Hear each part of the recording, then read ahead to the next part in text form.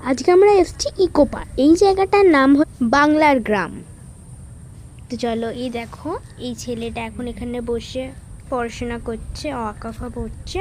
এখন আমরা যাচ্ছি স্ট্রেট রাস্তা দিয়ে। দেখো এটা একটা কটেজ, মানে একটা ঘর।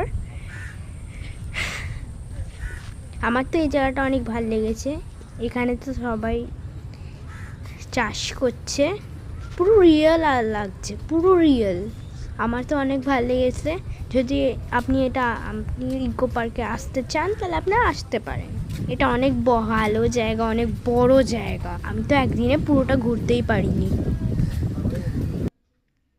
এটা হলো এন্ট্রেন্সের বাইরে, আমরা এটা বাইরে বেরিয়ে গেলাম। কি সুন্দর দেখো বানিয়েছে টিকিট কাউন্টারটা।